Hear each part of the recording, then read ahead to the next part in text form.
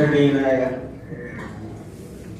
ഈ യോഗാധ്യക്ഷൻ സദ്ഭാവന ട്രസ്റ്റിന്റെ chairman Shri PS Balachandran sir, ഇന്ന് ഈ പുസ്തക പ്രമുക്തി കർമ്മം നിർവഹിച്ച കേരളീയരുടെ മുഴുവൻ അഭിമാനമായ ആദരണീയനായ ശ്രീ AK ആന്റണി അവർ, ഈ പുസ്തകം ഏറ്റുവാങ്ങിയ ആദരണീയനായ മുൻ മന്ത്രി ശ്രീ MM ഹസൻ അവർ, ഇനി ആശംസ അർപ്പിക്കുവാനിരിക്കുന്ന മലയാളത്തിന്റെ ഏറ്റവും ശ്രേഷ്ഠനായ എഴുത്തുകാരൻ ഡോക്ടർ ജോർജ് ഓണക്കൂർ സാർ, ചരിത്രകാരൻ ഉജ്ജ്വല വാഗ്മി ശ്രീ ചെറിയാൻ ഫിലിപ്പ് അവർ, നമ്മുടെ ഇന്നത്തെ കഥാനായകൻ. ഇവിടെ സത്യം പറഞ്ഞാൽ ഇനി ഒരു പുസ്തക പരിചയത്തിന്റെ ആവശ്യമില്ല. കാരണം അദ്ദേഹത്തെ പറ്റി പറയേണ്ടതെല്ലാം അവരുടെ അനുസ്മരണങ്ങൾ ഇതൊക്കെ തന്നെ ഈ പുസ്തകത്തിലും ഉള്ളത് ഗംഭീരമായി അവതരിപ്പിച്ചു. എങ്കിലും ഞങ്ങളുടെയൊക്കെ ഈ ആദരവ് ഏറ്റുവാങ്ങിക്കൊണ്ടിരിക്കുന്ന പ്രിയ ആദരണീയനായ ഡോക്ടർ MR തമ്പാൻ അവർ, ഈ പുസ്തക അതിമനോഹരമായി ഈ ജീവചരിത്രം തയ്യാറാക്കിയ ശ്രീ KB വസന്തകുമാർ അവർ, ഇതിന് നല്ല നന്നായി കൃത്യമായി സ്വാഗതം, അവരുടെ ഉദ്ദേശ ഈ സദ്ഭാവന ട്രസ്റ്റിന്റെ ലക്ഷ്യങ്ങളെ പറ്റിയൊക്കെ നന്നായി നമ്മളെ ബോധ്യപ്പെടുത്തിയ സ്വാഗത പ്രഭാഷക ശ്രീമതി ജയ ശ്രീകുമാർ, നന്ദി പ്രകാശിപ്പിക്കുന്ന ഈ പുസ്തകങ്ങളെ മുഴുവൻ മനോഹരമായി സംവിധാനം ചെയ്ത് നമ്മുടെ മുമ്പിൽ അവതരിപ്പിക്കുന്ന ശ്രീ സിന്ധു സുരേഷ്, എന്റെ മുമ്പിലിരിക്കുന്ന എല്ലാവരും, ശ്രീ വിഷ്ണുനാഥ് അവർ, എന്റെ മുമ്പിലിരിക്കുന്ന എല്ലാവരും ശ്രേഷ്ഠ വ്യക്തിത്വങ്ങളാണ്. ഓരോരുത്തരുടെയും പാദ വന്ദനം ചെയ്തുകൊണ്ട് ശ്രേഷ്ഠമായ ഈ സദസ്സിന് ഞാൻ നമസ്കാരം പറയുന്നു. ഘടകർപ്പര കാവ്യം എന്നൊരു കാവ്യമുണ്ട് സംസ്കൃതത്തിൽ. അവിടെ പറയുന്നുണ്ട്, ഉത്സാഹിനം പുരുഷസിംഹം ഉപൈതി ലക്ഷ്മി എന്ന്. ആ ഉത്സാഹിയായ ഒരു പുരുഷൻ, അത് സ്ത്രീയുമാവാം, എങ്കിലും ഉത്സാഹിനം പുരുഷസിംഹം ഉപൈതി ലക്ഷ്മി, കഠിനാധ്വാനം ചെയ്യുന്ന അർപ്പണബോധമുള്ള ഒരാൾ ലക്ഷ്മിയെ, സരസ്വതിയെ ഒക്കെ തന്നെ തന്റേതാക്കി മാറ്റുവാൻ കഴിയും. അങ്ങനെ ഒരാളാണ് ഡോക്ടർ തമ്പാൻ. ഞാൻ ഭാഷാ ഇൻസ്റ്റിറ്റ്യൂട്ടിൽ അദ്ദേഹത്തിന്റെ അദ്ദേഹത്തിന്റെ കീഴിൽ മലയാള വിഭാഗത്തിൽ പ്രവർത്തിച്ചിരുന്ന ഒരാളാണ്. പക്ഷെ ഞാനൊരു ജ്യേഷ്ഠ സഹോദരനെ പോലെ തമ്പാനെ പറ്റി എന്ത് പറഞ്ഞാലും ഇപ്പോഴും ആളുകൾ കുളക്കുടി കൂടെ ഉണ്ടല്ലോ എന്ന് പറയുന്ന തരത്തിൽ ഒരു ഹൃദയബന്ധം എത്രയോ കാലമായി. ഞാൻ ഇൻസ്റ്റിറ്റ്യൂട്ടിൽ കയറിയ 10-28 വർഷമായി. ഇപ്പോഴും അത് നിലനിൽക്കുന്ന ഒരാളാണ്. എന്തുകൊണ്ടാണ്? ഇവിടെ AK ആന്റണി അദ്ദേഹം പറഞ്ഞു, തമ്പാൻ ടച്ച് എന്നൊരു പ്രയോഗം ഉണ്ടെന്ന് തോന്നുന്നു എനിക്ക് മലയാളത്തിൽ. തമ്പാൻ ടച്ച്. തമ്പാനെ എന്തി കൈവെക്കുന്നുവോ അതെല്ലാം വിജയിക്കും. അതൊരു അനുഗ്രഹീതമായ സിദ്ധിയാണ്. ഇവിടെ ഈ ജീവചരിത്രകാരൻ അദ്ദേഹത്തിന്റെ ജീവിതത്തെ പറ്റി യഥാർത്ഥത്തിൽ ഇതിനൊക്കെ വളരെ വലുതാണ് തമ്പാന്റെ. ഇപ്പൊ ഈ സുഹൃത്ത് സംഘം നമുക്കറിയാം, എത്ര വ്യത്യസ്തരായ ശ്രീ സതീശൻ കൊല്ലത്തുനിന്ന് വിവിധ സ്ഥലങ്ങളിൽ നിന്ന് എത്തിയിരിക്കുന്ന ആളുകൾ ഇവിടെയുണ്ട്. എന്തുകൊണ്ടാണ് അത് കാരണം? എനിക്ക് തോന്നുന്നു അനസൂയ വിശുദ്ധമായൊരു മനസ്സ് തമ്പാനുണ്ട്. ആരുടെ വളർച്ചയിലും അദ്ദേഹം അസൂയാലുമല്ല. അതൊരു വളരെ വലിയ കാര്യം. പിന്നെ ആരെയും തന്നിലേക്ക് ആകർഷിക്കുവാനുള്ളൊരു വൈഭവം അദ്ദേഹത്തിനുണ്ട്. തൊട്ടതൊക്കെ പൊന്നാക്കി മാറ്റാൻ കഴിയുന്ന ഒരു കർമ്മ കൗശലത്തിന്റെ ഉടമയാണ് ഡോക്ടർ MR തമ്പാൻ. ഈ പുസ്തകം ഏതാണ്ട് 32 അധ്യായങ്ങളിലായിട്ടാണ് ഈ പുസ്തകം രചിച്ചിരിക്കുന്നത് വസന്തകുമാർ. ഇതിലെ പുസ്തകത്തിലേക്ക് ഞാൻ കടക്കുന്നില്ല, അതിന്റെ വിശദാംശങ്ങളിലേക്ക് എന്റെ നിയോഗം അതാണെങ്കിലും മൊത്തത്തിൽ പറഞ്ഞാൽ അദ്ദേഹം കാച്ചിക്കുറുക്കി ഈ പുസ്തകം അവതരിപ്പിച്ചിട്ടുണ്ട്. മേടയിൽ രാഘവൻ ആണ് അദ്ദേഹത്തിന്റെ പിതാവ്. അങ്ങനെയാണ് MR തമ്പാൻ വന്നത്, മേടയിൽ രാഘവൻ. അപ്പൊ അങ്ങനെ അദ്ദേഹം തേവള്ളിയിലാണ് ജനനം. കൊല്ലത്തെ ഇവിടെ നേരത്തെ സൂചിപ്പിച്ചതുപോലെ SN കോളേജ് അദ്ദേഹത്തിന്റെ രാഷ്ട്രീയ തട്ടകമായിരുന്നു. അന്ന് അവിടെ പ്രവർത്തിച്ചിരുന്ന ആളുകളിൽ ഏറ്റവും തലയെടുപ്പോടുകൂടി നിന്നയാളാണെന്ന് ശ്രീ AK ആന്റണി സാർ ഉൾപ്പെടെയുള്ള ആളുകൾ ഇവിടെ പറഞ്ഞു കഴിഞ്ഞു. അപ്പൊ അങ്ങനെ കൊല്ലം SN കോളേജിൽ ഒരു വിപ്ലവ സൂര്യനായി വളർന്നു വന്ന തമ്പാൻ ഈ പുസ്തകം ആരംഭിക്കുന്നത് തന്നെ അദ്ദേഹം 2 ആഴ്ച ജയിലിൽ കിടന്നതിന് ശേഷം ഇറങ്ങി വരുന്നൊരു കാഴ്ചയാണ്. അച്ഛൻ പോയി ശകാരിക്കുകയൊക്കെ ചെയ്തെങ്കിലും തമ്പാൻ പറഞ്ഞില്ല അങ്ങനെ ഇവിടുന്ന് ഇറങ്ങി വരുന്ന പ്രശ്നമില്ല, ഒന്നും എഴുതി വെച്ചിട്ടും വരുന്നില്ല. അങ്ങനെ ശക്തമായി ആ ജയിൽ ജീവിതം അനുഭവിച്ചു കഴിഞ്ഞ് പുറത്തു വന്ന് കൊല്ലത്തെ എസ് എൻ കോളേജിലെ ഒരു വലിയ നേതൃശക്തിയായി വളർന്ന് കൊല്ലത്തെ യൂത്ത് കോൺഗ്രസിന്റെയും KSUവിന്റെയും ഒക്കെ നേതാവായി വന്ന തമ്പാന്റെ ജീവിതത്തിൽ ഒരു പ്രധാന ഘടകം ഇവിടെ പലരും സൂചിപ്പിച്ചു. 1968 അല്ലേ, അദ്ദേഹം അവിടുത്തെ കോളേജ് യൂണിയൻ ചെയർമാനാണ് കൊല്ലം KSUവിന്റെ. അന്ന് NV കൃഷ്ണവാര്യർ സാറിനെ അദ്ദേഹം അവിടത്തേക്ക് ഒരു പ്രഭാഷണത്തിന് ക്ഷണിച്ചു. ഗവർണറേറ്റോ തേടി വന്നതാണ്, പക്ഷെ NVA ആണ് മഹാഭാഗ്യത്തിന് കിട്ടി. NVA അവിടെ കൊണ്ടു അദ്ദേഹത്തിന്റെ കൂടെ മറ്റു ചില സുഹൃത്തുക്കളും കോളേജിൽ നിന്നുണ്ടായിരുന്നു. NVA കൊണ്ട് പ്രസംഗിപ്പിച്ചാൽ നിർത്തി. NV അന്ന് ശ്രീ AK പറഞ്ഞതുപോലെ കേരളം മുഴുവൻ ആരാധിക്കുന്ന ഒരാളാണ് NV കൃഷ്ണവാര്യർ. മാതൃഭൂമി ആഴ്ചപ്പതിപ്പിന്റെ പത്രാധിപ സ്ഥാനത്ത് നിന്നാണ് ഇവിടേക്ക് വന്നിരിക്കുന്നത്. NV പ്രസംഗിച്ചപ്പോ ചൈനയിലെ സാംസ്കാരിക വിപ്ലവത്തെ പുകഴ്ത്തി സംസാരിച്ചു. SFIക്കാര് കൈയടിച്ചെങ്കിലും KSUക്കാര് കൂടി. അത് രണ്ട് സംഘമായി അവിടെ കലഹമായി. NV ഉദ്ഘാടന പ്രസംഗം നടത്തിക്കൊണ്ടിരിക്കുകയാണ് ആ കോളേജ് യൂണിയന്റെ. തമ്പാൻ എന്നവിടെ ചെയർമാനാണ് കോളേജ് യൂണിയൻ. തമ്പാൻ വളരെയേറെ മനസ്സുകൊണ്ട് വളരെ വിഷമിച്ചു. ഒരു വിധത്തിൽ NVA ആ ഹാളിൽ നിന്ന് രക്ഷപ്പെടുത്തി പുറത്തെത്തിച്ച് സുരക്ഷിതമായി തിരുവനന്തപുരത്ത് എത്തിച്ചത് ഡോക്ടർ തമ്പാന്റെ കർമ്മ കൗശലം കൊണ്ടാണ്. ഇല്ലെങ്കിൽ എന്തും സംഭവിക്കാവുന്ന തരത്തിൽ രണ്ട് ഗ്രൂപ്പായി നിന്ന് സംഘർഷത്തിലേക്ക് പോയി. പക്ഷേ ആ സംഭവം അങ്ങനെയുണ്ടല്ലോ ചില നിമിത്തങ്ങൾ, അത് NVയുടെ അത് തമ്പാന്റെ ജീവിതത്തിൽ മാറ്റിമറിക്കൽ കാരണമായി. വല്ലാതെ മനസ്താപം ഉണ്ടായി. ഞാനാണല്ലോ പോയി ക്ഷണിച്ചത്, നളന്തൈ വന്ന് ക്ഷണിച്ച് ഇവിടെ കൊണ്ടുവന്ന് ഇങ്ങനെ അധിക്ഷേപിച്ച് വിട്ടതിൽ വളരെ വേദനയോടെ ദുഃഖത്തോടെ ആ രാത്രി തന്നെ തമ്പാൻ ഒരു കത്തെഴുതി NVക്ക്. മഹാത്മൻ ക്ഷമിക്കണം, ഞാൻ ഇവിടത്തെ അത് പറ്റിപ്പോയ ഇവിടുത്തെ ഒരു വിഭാഗം ജീവനക്കാർ ചെയ്തതാണ്, അത് സമസ്താപരാധം പൊറുക്കണം എന്ന് പറഞ്ഞൊരു കത്ത്. NV അതിന് മറുപടി എഴുതിയില്ല. അങ്ങനെ ക്ഷമിക്കത്തക്ക ഒരു നിങ്ങൾ ക്ഷമ ചോദിക്കേണ്ട, അത് പിള്ളേർ വിദ്യാർത്ഥികളല്ലേ, അത് സ്വാഭാവികമാണ്.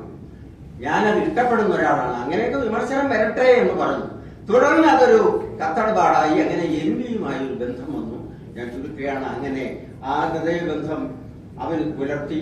അല്ലെങ്കിൽ ഇവിടെ ഇവിടെ നേതാക്കളൊക്കെ തന്നെ പറഞ്ഞതുപോലെ ഒരു മന്ത്രിയോ വളരെ ഉന്നത നിലയിലേക്ക് അദ്ദേഹം ഉയർന്നു പോകാവുന്നതാണ്. പക്ഷേ ഇങ്ങനെ ഭാഷാ ഇൻസ്റ്റിറ്റ്യൂട്ടിൽ വന്നതുകൊണ്ട് മലയാളികൾക്ക് ഒരു അഭിമാനമായി അദ്ദേഹം മാറി.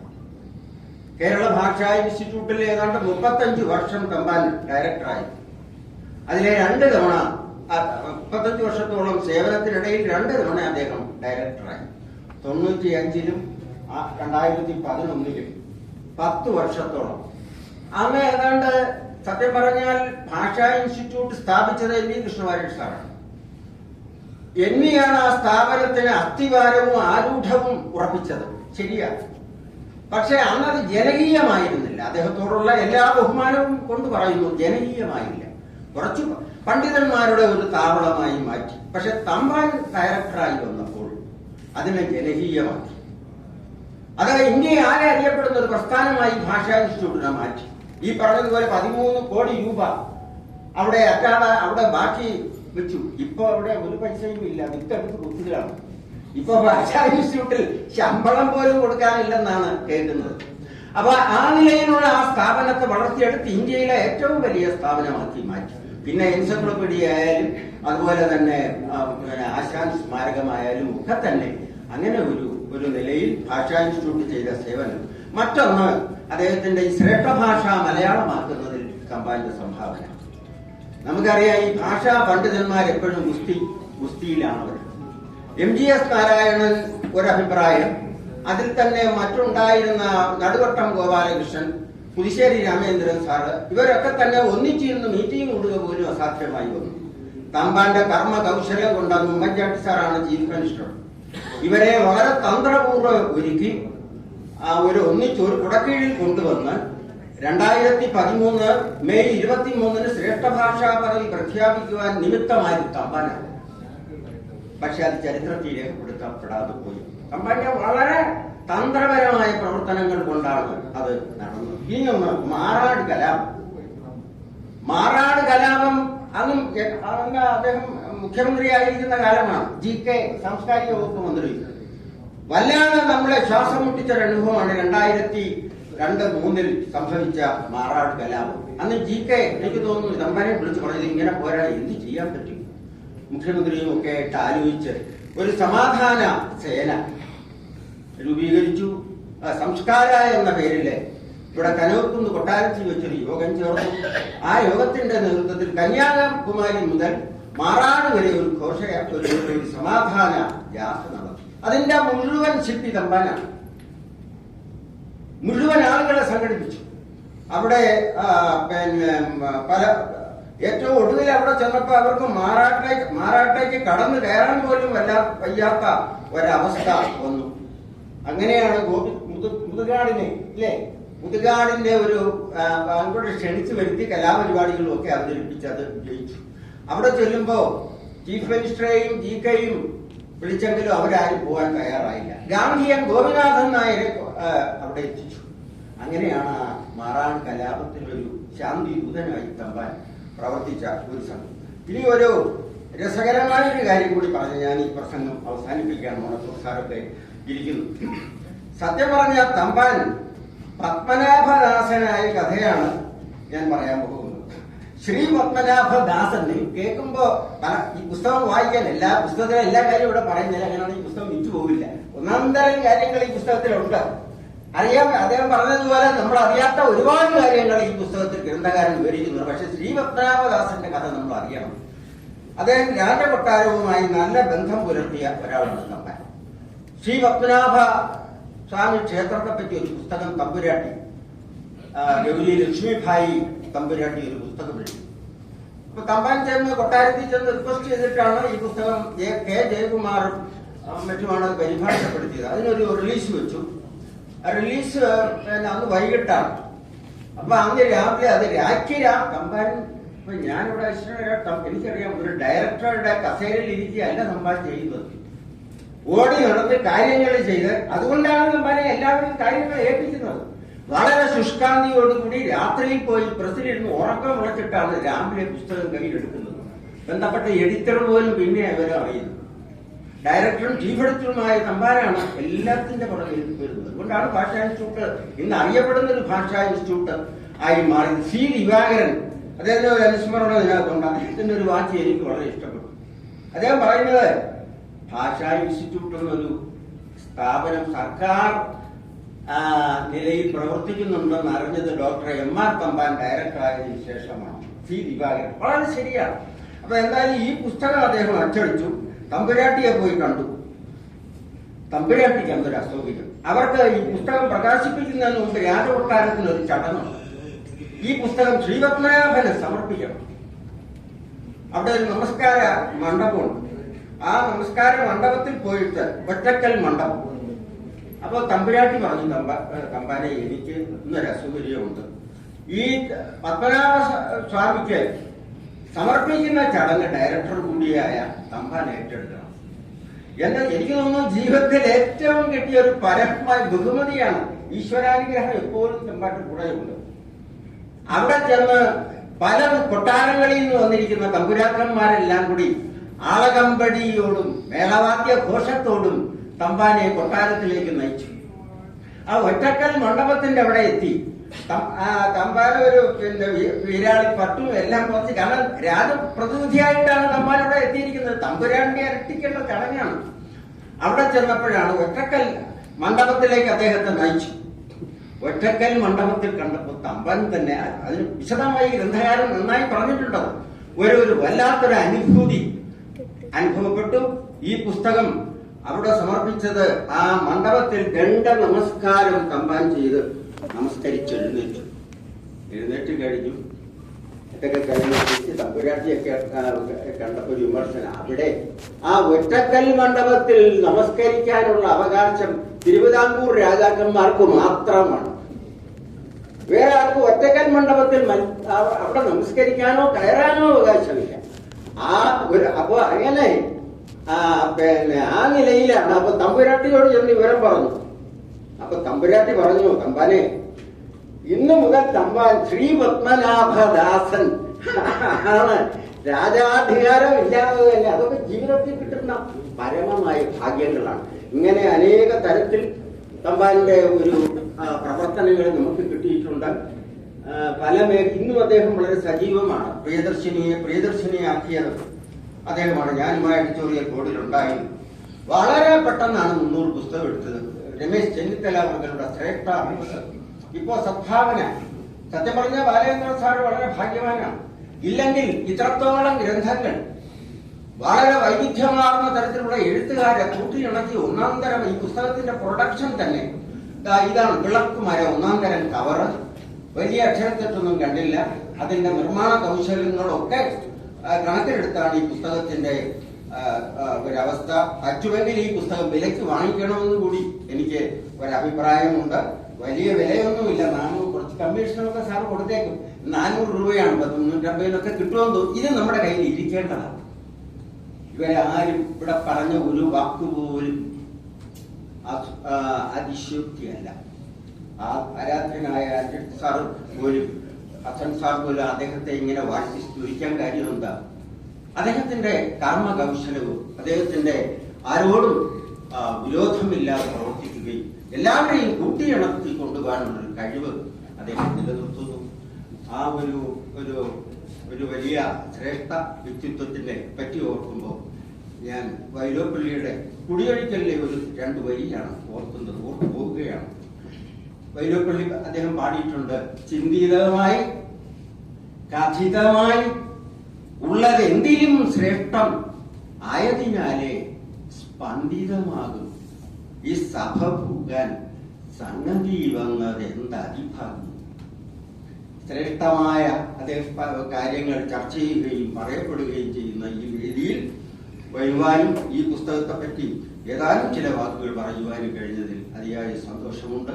അദ്ദേഹത്തിന് ഒരുപാട് കർമ്മ ഇപ്പോഴും ഏതാണ്ട് 10-18 മണിക്കൂറെങ്കിലും എഡിറ്റിങ്ങും ഒക്കെയാണ്. ഉറക്കമൊന്നും ഉണ്ട്. കാരണം രാത്രികളൊക്കെ എന്നെയും വിളിച്ച് ചില സംശയങ്ങൾ ചോദിക്കാറുണ്ട്. അപ്പൊ ഉറക്കമൊക്കെ വളരെ കുറവാണ്. ഈ ആരോഗ്യം ഭഗവാൻ ശ്രീ പത്മനാഭനും നല്ല ഈശ്വര വിശ്വാസിയുമാണല്ലോ. അപ്പൊ അങ്ങനെ എല്ലാ തരത്തിലുമുള്ള അനുഗ്രഹത്തിലൂടെ ഇങ്ങനെയൊക്കെ ഉള്ള ആളുകൾ നമ്മുടെ സമൂഹത്തിൽ വേണം. ഒരു ഉണർത്തുപാട്ടായി തമ്പാനക്കാലവും നമ്മളോടൊപ്പം വളരെ കാലം ഉണ്ടാവട്ടെ എന്ന് ആശംസിച്ചുകൊണ്ട് ഒരുപാട് ഗ്രന്ഥങ്ങൾ ഇനിയും അദ്ദേഹത്തിന് അർഹിക്കുന്ന പലതും കിട്ടിയിട്ടില്ല എന്നുള്ളവരെല്ലാം പറഞ്ഞു. ശരിയാണ്. അതും ജഗദീശ്വരൻ അദ്ദേഹത്തിന് നൽകട്ടെ എന്ന് കൂടി ആശംസിച്ചുകൊണ്ട് പ്രാർത്ഥിച്ചുകൊണ്ട് ഞാൻ നിർത്തുന്നു. നന്ദി.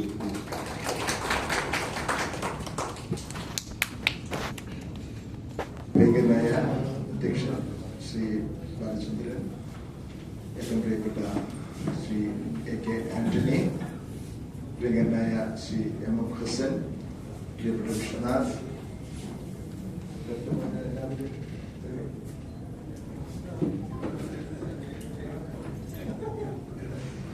എല്ലാവരെയും വേദിയിലും സദസ്സിലുമുള്ള എല്ലാവരെയും ഹൃദയപൂർവ്വം നമസ്കരിച്ചുകൊണ്ട് ഞാൻ വളരെ ചുരുക്കം വാക്കുകൾ പറയണമെന്ന് വിചാരിക്കണം. ഞാനിതൊരു വളരെ സന്തോഷകരമായ ചാരിതാർത്ഥജനകമായ സായാഹ്നം എന്ന രീതിയിലാണ് ഇവിടെ വന്നത്. ഇത്രയേറെ രസിക്കാനും ചിരിക്കാനും ഒക്കെ വഴി ഉണ്ടാകും എന്ന് ഞാൻ വിചാരിച്ചില്ല.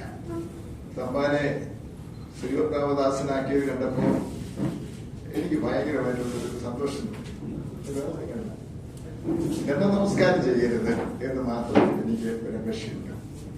കാരണം അത് നമുക്ക് വേണ്ട.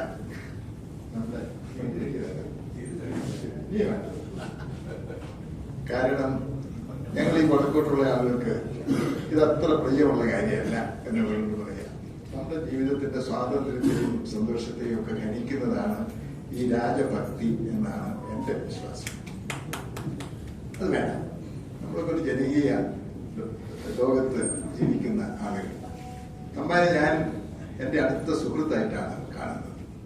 ഏറ്റവും പ്രധാനമായിട്ട് ഞാൻ പറയാം, ആർക്കും എന്തെങ്കിലും ഒരു ഉപകാരം ചെയ്യാൻ വഴിയുണ്ട് എങ്കിൽ തമ്പാനത് ചെയ്തിരിക്കും എന്നാണ് എന്റെ അനുഭവം. ഞാനത് എന്റെ ആത്മകഥയിൽ എഴുതിയിട്ടുണ്ട്. ഇവിടെ ഇരിക്കുന്നതിൽ പലർക്കും അറിയാവുന്നൊരു കാര്യമാണ് എങ്കിലും ഞാൻ പറയട്ടെ. എന്നെ ബാലസാഹിത്യ ഇൻസ്റ്റിറ്റ്യൂട്ട് ഡയറക്ടറായി നിയമിക്കാൻ അന്നത്തെ മുഖ്യമന്ത്രി ശ്രീ K. കരുണാകരൻ തീരുമാനിക്കുമ്പോൾ എന്നോട് പറഞ്ഞൊരു കാര്യമുണ്ട്. പത്മനാഭൻ വക്കീല് KPCC പ്രസിഡന്റാണ്. ഒന്ന് പോയി കണ്ടേക്കണം കേട്ടോ എന്നോട് പറഞ്ഞു.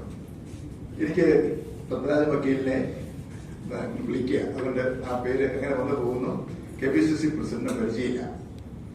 അപ്പോ എന്ത് ചെയ്യണമെന്ന് നിൽക്കുമ്പോ തമ്പാൻ സ്കൂട്ടറുമായിട്ട് വന്നു.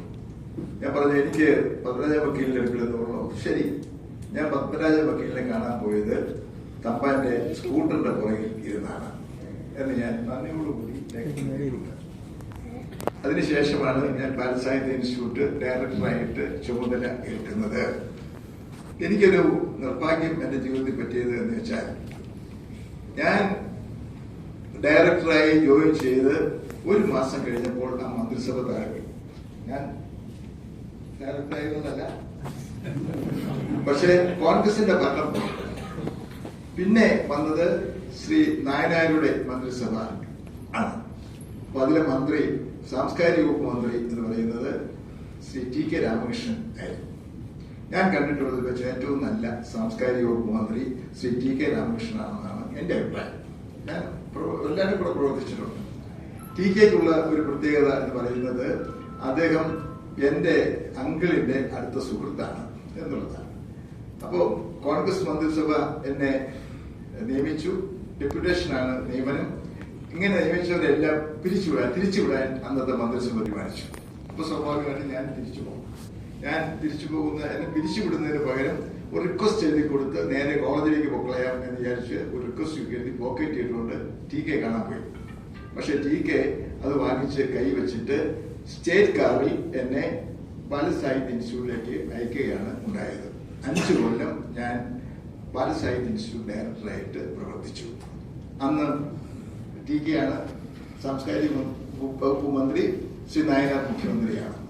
എന്റെ കുറ്റമല്ല, എന്നെ പിരിച്ചുവിടാൻ എന്റെ കുറ്റമല്ല. പക്ഷെ കോൺഗ്രസുകാർക്ക് അന്ന് തൊട്ട് എന്നോട് അത്ര പഥ്യമല്ലാതായി എന്ന് ഞാൻ പറയുകയാണ്. പിന്നെ അതൊന്ന് തിരുത്തി തന്നത് ശ്രീ AK ആന്റണിയാണ്. കാരണം ശ്രീ AK ആണ് എന്നെ എൻസൈക്ലോപീഡിയ പബ്ലിക്കേഷൻസിന്റെ ഡയറക്ടറായിട്ട് നിയമിച്ചത്. ഞാൻ വളരെ അങ്ങോട്ട് കടപ്പാടുണ്ട്. എന്റെ പുസ്തകത്തിൽ ഞാൻ പറഞ്ഞു, തലേക്കുന്നൻ ബഷീർ എന്റെ ഏറ്റവും അടുത്ത സുഹൃത്ത് നമ്മോടൊപ്പം ഇല്ല. തലേക്കുന്നൻ ബഷീർ സുഖമില്ലാതെ ഏറെക്കുറെ മരണാസന്നനായി എന്ന് തോന്നിക്കുന്ന വിധത്തിൽ ഒന്നും സംഭവിച്ചില്ല. എങ്കിലും SCT ഹോസ്പിറ്റലിൽ കഴിയുമ്പോൾ AK മുഖ്യമന്ത്രി അദ്ദേഹത്തെ കാണാൻ ചെന്നു ഹോസ്പിറ്റലിൽ. AK ഓർക്കുന്നുണ്ടെന്ന് എനിക്കറിയില്ല, ഞാൻ ഓർക്കുന്നുണ്ട്, എന്റെ കുടുംബം ഓർക്കുന്നുണ്ട്. അന്ന് ബഷീർ പറഞ്ഞ ഒറ്റ കാര്യം, അന്ന് എൻസൈക്ലോപീഡിയ പബ്ലിക്കേഷൻസിന്റെ ഡയറക്ടർ പദവി ഒഴിഞ്ഞുകിടക്കുകയാണ്. AK പറഞ്ഞു, ഒരു റിക്വസ്റ്റ് ഉണ്ട് എനിക്ക്, ഞാൻ ഇവിടുന്ന് എഴുന്നേറ്റ് പോകുമെന്ന് എനിക്കറിയില്ല, പക്ഷേ ഓണക്കൂറിനെ എൻസൈക്ലോപീഡിയ ഡയറക്ടർ ആക്കണം എന്ന് ആവശ്യം ഉന്നയിച്ചത് ശ്രീ തലേക്കുന്നിൽ ബഷീറാണ്. AK അന്ന് പോയി ആദ്യം ചെയ്തത് എന്നെ നിയമിച്ചുകൊണ്ടുള്ള ഒരു നിലപാട് സ്വീകരിക്കുകയാണ് ഉണ്ടായത് എന്ന് ഞാൻ ഓർക്കുന്നു. എനിക്ക് വലിയ അഭിമാനം, സന്തോഷം നൽകിയ ഒരു കാര്യമാണ് അത് എന്നുള്ളത് ഞാൻ ഇവിടെ പറഞ്ഞുകൊള്ളട്ടെ. ഒത്തിരി സുഹൃത്തുക്കളുള്ള ഒരു പ്രസ്ഥാനമാണ് കോൺഗ്രസ് എന്ന് ഞാൻ വിശ്വസിക്കുന്നു. നല്ല കരുത്തുള്ള, ഹൃദയശുദ്ധിയുള്ള, സ്നേഹമുള്ള ആളുകളാണ്. പക്ഷെ അവസരോചിതമായി പലതും ചെയ്യാനുള്ള ശ്രദ്ധ സംഭവിക്കാറില്ല എന്നാണ് എനിക്ക് തോന്നിയിട്ടുള്ളത്. പക്ഷെ അതിൽ വ്യത്യസ്തമായിട്ടുള്ള ചില ആളുകളുടെ പേരുകളാണ് സാന്ദർഭികമായിട്ട് ഞാൻ പറഞ്ഞത്. തമ്പാനെ കുറിച്ചുള്ള ഈ പുസ്തകം ഞാൻ മുഴുവൻ വായിച്ചു. രാധിക പുറത്താണ്, മെൽബണിലാണ് അല്ലേ, വത്സല എന്റെ മുമ്പിൽ ഇരിപ്പുണ്ട്, വത്സല തമ്പാൻ. ഞാൻ നിങ്ങൾ രണ്ടുപേരുടെയും കുറിപ്പുകൾ വായിച്ച് കരഞ്ഞു എന്നുള്ളതാണ് സത്യത്തെ കരുത. വത്സലയുടെ പറയാണ്, വത്സല തമ്പാൻ എഴുതിയ കുറിപ്പുണ്ടതിനകത്ത് മോളിലെ കുറിപ്പുണ്ട്. എനിക്കത് എന്നെ വല്ലാതെ സ്പർശിച്ചു എന്ന് ഞാൻ പറയട്ടെ. രാകേഷ്, ഞാൻ തമ്പാനും കൂടെ കൊല്ലത്ത് പോകുമ്പോ വണ്ടി ഓടിച്ചിരുന്നത് മോനാണ്. എനിക്ക് ആ നഷ്ടബോധം എന്റെ മനസ്സിൽ നിൽക്കുന്നുണ്ട്. ഇതെല്ലാം കൂടെ ചേർന്ന് വരുമ്പോൾ ഇത്ര നല്ലൊരു കുടുംബം ഉണ്ട് എങ്കിൽ തീർച്ചയായും തമ്പാൻ ഇതൊക്കെ ചെയ്യും എന്നാണ്. അതിനെ ആരും ചെയ്തു കൊണ്ടുവന്നത്. Your strength is your family എന്ന് അഭിമാനത്തോടുകൂടി എടുത്തു പറയാൻ ഈ അവസരത്തിൽ ഞാൻ ആഗ്രഹിക്കുന്നു. ഒരു ഭയമില്ല, ഒട്ടുമില്ല. പിന്നെ പറഞ്ഞു പോയത് കേട്ടോ. ഇങ്ങനെ കൈവിട്ടു പോകുന്നത് ഈ എന്തിനാണ് തമ്പാനിട്ടിരിക്കുന്നു, വിളക്കുടി ഇവിടെ ഇരിപ്പുണ്ട്. എന്തിനാണ് നമ്മൾ ഈ ഭാഷാ ഇൻസ്റ്റിറ്റ്യൂട്ട് ഉണ്ടാക്കിയതെന്ന് ആർക്കെങ്കിലും വല്ല ബോധമുണ്ട്? കോളേജ് ക്ലാസ്സുകളിൽ വിദ്യാഭ്യാസം മാതൃഭാഷയിലാക്കാൻ, ഈ ഭാഷയെ ശക്തമാക്കുന്നതിന് വേണ്ടി പ്രധാനപ്പെട്ട ഗ്രന്ഥങ്ങളെല്ലാം മലയാളത്തിലേക്ക് പരിഭാഷപ്പെടുത്തുക എന്നുള്ളതായിരുന്നു ഭാഷാ ഇൻസ്റ്റിറ്റ്യൂട്ടിന്റെ മൗലികമായ ലക്ഷ്യം എന്ന് പറയുന്നത്. പക്ഷെ ഇപ്പോഴും അത് വട്ട പൂജ്യമായിട്ട് നിൽക്കുന്നുണ്ട് എന്നുള്ളത് ഞാൻ പറയുമ്പോൾ എന്നോട് ക്ഷമിക്കണം. തമ്പാനിൽ നിന്നുണ്ടാക്കിയ പൈസയും തീർന്നു എന്ന് ഞാൻ മനസ്സിലാക്കിയപ്പോൾ സന്തോഷമായി. പൂർണ്ണമായി ഇനി അത് അടച്ചു കൂട്ടാം. കുറച്ച് ജീവനക്കാർക്ക് ജോലി കൊടുക്കണം, നമുക്കാണെങ്കിൽ ബാലയിൽ തന്നെ ചെയ്യാവുന്ന കാര്യങ്ങൾ. എന്തിനാ ഈ സ്ഥാപനങ്ങളൊക്കെ നടത്തുന്നത് എന്നുള്ളതിനെ കുറിച്ച് എന്തെങ്കിലും ദിശാബോധം ഭരിക്കുന്നവർക്കുണ്ടോ, ഈ രംഗത്ത് പ്രവർത്തിക്കുന്നവർക്കുണ്ടോ? ഇല്ലെന്ന് എനിക്ക് തോന്നുന്നു. സത്യം. ആ ഉമ്മൻചാണ്ടി എന്ന് പറഞ്ഞത്, ക്ഷമിക്കണം, എന്റെ കൂടെ ഞാൻ ഒന്നിച്ച് സെന്റ് ബർണേഴ്സ് കോളേജിൽ പഠിച്ചവരാണ്. എന്റെ ഒരു ക്ലാസ് താഴെയായിരുന്നു ഉമ്മൻചാണ്ടി.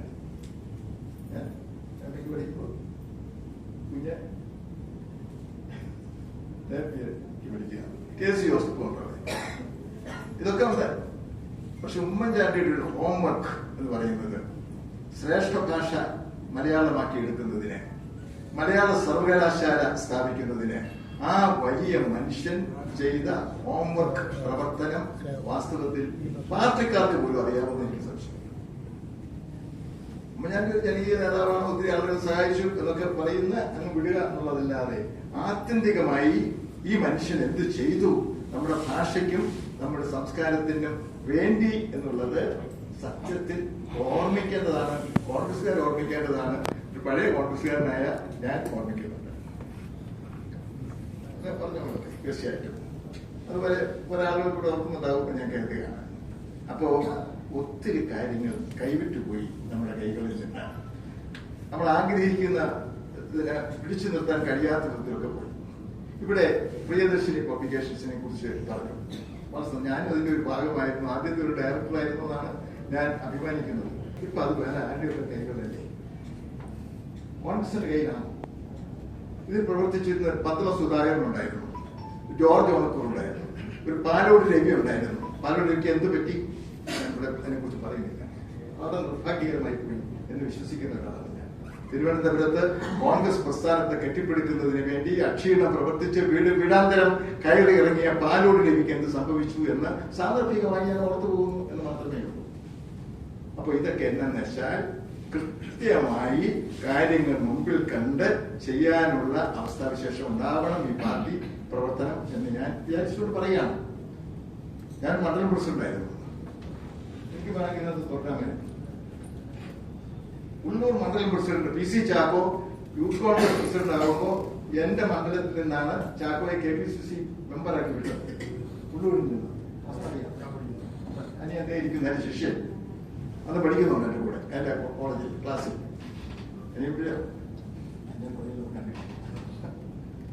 എനിക്ക് ഭയങ്കര വിഷമം തോന്നുന്നുണ്ട് ചില സമയത്തൊക്കെ. കാരണം ജീവിതം മുഴുവൻ ശരിയാപ്പിരിക്കുന്നു. അടി കൊണ്ട് സ്കൂളിന്റെ കോളേജിന്റെ മുകളിൽ നിന്ന് തെറിഞ്ഞ് പിന്നെ ഇപ്പോഴും കേസുണ്ടെന്ന് എനിക്ക് അറിയാൻ വയ്യ. അങ്ങനെയാണ് നിൽക്കുന്നത്. ശരിയാപ്പിരിക്കുന്നത്. ഇതൊക്കെ ആരെവിടെ എത്തും? ഞാൻ എന്റെ ചെറിയാമ്പരിപ്പിനെ കുറിച്ച് ഓർത്തുണ്ട്. എന്റെ കുഞ്ഞിന്റെ എന്നെ പറഞ്ഞ് ഞാൻ നിർത്തിയിട്ടുണ്ട്. അത്രയേ ഉള്ളൂ. അപ്പൊ നമുക്ക് എന്താന്ന് വെച്ചാൽ എന്റെ റിക്വസ്റ്റ് ആണ്, പുറത്തു നിന്ന് ഇതെല്ലാം കണ്ട് രസിക്കുന്നില്ല, സങ്കടപ്പെടുന്ന ഒരു പാവപ്പെട്ട മനസ്സുള്ള ഒരാൾ എന്നുള്ള നിലക്ക്, because I am a creative writer. ഞങ്ങൾക്ക് പിന്നെ 5-6 പുസ്തകമൊക്കെയാണ്. എന്നോട് ചോദിച്ചു റിട്ടയർ ചെയ്തില്ല. ഇപ്പൊ ഒരു കുട്ടി ചോദിച്ചു, സാർ ഇപ്പൊ റിട്ടയർ ചെയ്തില്ല, പോവാം, ഒത്തിരി സമയം ഉണ്ട്.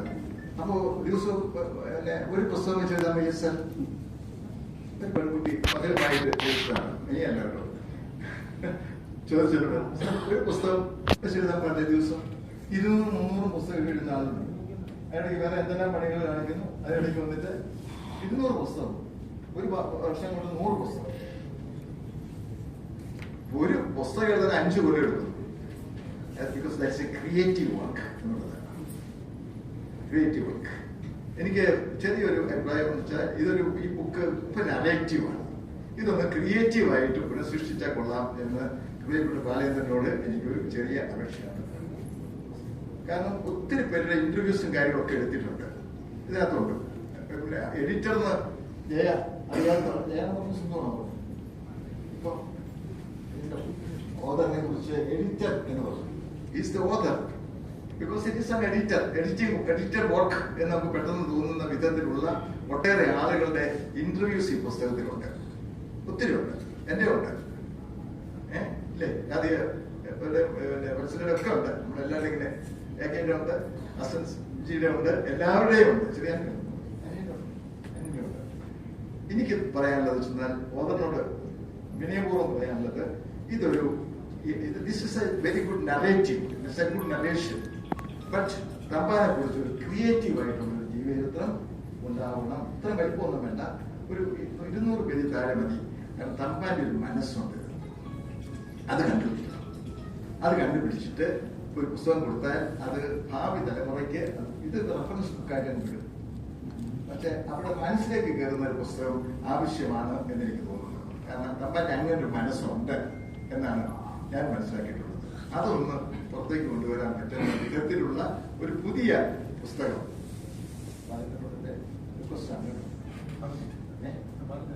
ചെയ്യാം. ബാലേന്ദ്രനെ എനിക്കൊരു കടപ്പാട് 2000 രൂപയ്ക്ക് കടം തന്നത് ഇപ്പോഴും ഞാൻ ടൂറിസം അവിടെ ചെന്നപ്പോഴത്തേക്ക് എന്റെ പേഴ്സ് എടുക്കാൻ ഞാൻ മറന്നുപോയി. ഇവിടെ ഒരു മീറ്റിങ്ങിന് പോയതാണ്, സത്ഭാവന ട്രസ്റ്റിന്റെ ഒരു മീറ്റിങ്ങിന് പോയപ്പോ ഞാൻ പേഴ്സ് എടുത്തിരുന്നില്ല. അപ്പൊ തിരിച്ചു പോകണം.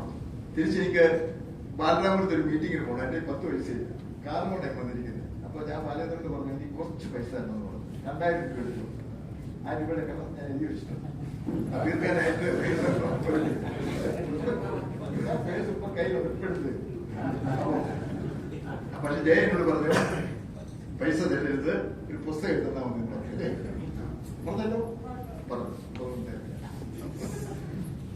നല്ലൊരു പ്രസ്ഥാനമാണ് സദ്ഭാവന ട്രസ്റ്റ്. ഒത്തിരി കാര്യങ്ങൾ ഇവിടെ ഇരുന്ന് തന്നെ ഞാൻ ഓർക്കുന്ന ഒരു ഇഷ്യൂ വന്നപ്പോഴത്തേക്ക് വിഷയമൊക്കെ ഇല്ല തോന്നുന്നില്ലേ. പെട്ടെന്ന് ബാലേന്ദ്രൻ അത് ഏറ്റെടുത്ത് നടത്താൻ തയ്യാറാണ് എന്ന് മുമ്പോട്ട് വന്നപ്പോൾ എനിക്ക് വലിയ സന്തോഷം തോന്നി. കാരണം സദ്ഭാവന ട്രസ്റ്റ് അങ്ങനെ നല്ല കാര്യങ്ങൾ ചെയ്യാൻ മുമ്പോട്ട് വരുന്നു എന്ന് പറയുന്നത് ബാലേന്ദ്രന്റെ ഒരു പഴയ സുഹൃത്ത് മുഴുവൻ എന്നുള്ള മറ്റും എനിക്ക് വലിയ സന്തോഷം തോന്നി എന്ന് ഞാൻ പറയാം. പണം നമുക്ക് നല്ല കാര്യങ്ങൾ ചെയ്യാൻ വേണ്ടിയിട്ടാണ്. ഓരോ രംഗത്തും നിൽക്കുന്ന നല്ല പ്രവർത്തനങ്ങളെ പ്രോത്സാഹിപ്പിക്കും. വളരെ ഇരിപ്പുണ്ട് ഇവിടെ, സന്തോഷമുണ്ട്. അങ്ങയുടെ ഇന്റർവ്യൂ ഉണ്ട്, അങ്ങയുടെ ഇന്റർവ്യൂ നിൽക്കുന്നത്. അതിൽ നിന്നൊരു പ്രിസിപ്പിറ്റേറ്റ് ചെയ്യേണ്ട ഒരു കാര്യമുണ്ട് എന്നാണ് എന്റെ തോന്നൽ. അപ്പൊ അങ്ങനെ സദ്ഭാവന ട്രസ്റ്റിന് നേട്ടം വേണം. പിന്നെ പ്രിയദർശിനി വിട്ടുകളയരുത് എന്ന് APC പ്രസിഡന്റ് ഇവിടെ ഇല്ലെങ്കിലും വർക്കിംഗ് പ്രസിഡന്റ് ഇവിടെ കൃഷ്ണനാഥ് ഇരിക്കുന്നതുകൊണ്ട് ഞാൻ പറയാണ്, നിങ്ങൾ ഇത് വിട്ടുകളയരുത്. ആ പ്രിയദർശിനി പബ്ലിക്കേഷൻസ് എന്നുള്ള പേരിട്ടത് പോലും ഞങ്ങൾ വളരെ ആലോചിച്ചതാണ്. ഞാൻ പ്രിയദർശിനി എപ്പോഴും അനുവദിച്ചത് ചാർജാണ്. ഇന്ദിരാ പ്രിയദർശിനിയെ കുറിച്ച് ഒരു നോവൽ എഴുതിയ വ്യക്തിയാണ് ഞാൻ. അത് പുസ്തകം നല്ലതാണ്, അത് വേറെ പുസ്തകം നല്ലതാണ്. പക്ഷെ എന്താണ് പറയുമ്പോ George Onakkoor has written a novel based on the life of Mrs. Gandhi. ഇതാരാ മിസസ് ഗാന്ധി? അടിയന്തരാവസ്ഥ ഈ രാജ്യത്തിന്റെ കൊള്ളാത്തയാണ്. അപ്പൊ ഇതൊക്കെ ആണ് നമ്മുടെ ഓരോരുത്തരും തലകളെ വീഴുന്ന ബോള് എന്നുള്ള ഒരു അവസ്ഥ ഓർത്തോളണം എന്ന് ഞാൻ പറയാം. അപ്പോ അങ്ങനെ നല്ല എഴുത്തുകൾ, നല്ല പുസ്തകങ്ങൾ. അപ്പൊ പ്രിയദർശിനി പബ്ലിക്കേഷൻസ് ഉള്ളത് നമ്മുടെ കൊച്ചി രോഹിത് ശ്രേഷ്ഠ പബ്ലിക്കേഷൻസ്, അത് നമ്മൾ അവിടെ ഉണ്ടായിരുന്ന വസ്തുതാണ്. ഞാൻ കഴിഞ്ഞ ദിവസം മീറ്റിംഗ് പോയിരുന്നു. രമേശിന്റെ മകൻ ഡോക്ടർ രോഹിത് നല്ലൊരു ബുക്ക് സ്റ്റോളൊക്കെ തുടങ്ങി നടത്തുന്നുണ്ട്. ഇതെല്ലാം കൂടെ ചേർന്ന് വരുമ്പോൾ ഇതെല്ലാം ഒന്നിച്ച് ഒരു കുടക്കീഴിൽ വന്ന് നിൽക്കണം എന്നാണ് ഞാൻ പറയുന്നത്. അങ്ങോട്ടും ഇങ്ങോട്ടും വിട്ട് അനാഥമായി പോകാൻ ഇടയാകരുത് എന്നുള്ളത് കൊണ്ട് ഞാൻ എന്റെ വാക്ക് നീട്ടുന്നില്ല. AK പ്രസംഗിച്ചപ്പോ ശങ്കരെ കുറിച്ച് പറഞ്ഞു. ശങ്കരെ കുറിച്ച് നല്ല പഠനം വാസ്തവത്തിൽ പാഠപുസ്തകം പോലെ നമ്മുടെ ചെറുപ്പക്കാർക്ക് ഉണ്ടാകേണ്ടതാണ് എന്ന് എന്റെ അഭിപ്രായം. ആരെങ്കിലും ചെയ്തത് നല്ലത്. കാരണം വളരെയധികം വൈജ്ഞാനികമായ സാമ്പത്തിക ശാസ്ത്രത്തെ കുറിച്ച് ഇത്ര ആഴത്തിൽ ചിന്തിച്ചിരുന്ന ഒരു രാഷ്ട്രീയ നേതാവ് വേറെ ഉള്ളത് എനിക്ക് സംശയമാണ്. ഞാൻ അദ്ദേഹത്തിന്റെ പുസ്തകം കേട്ടിട്ടുണ്ട്.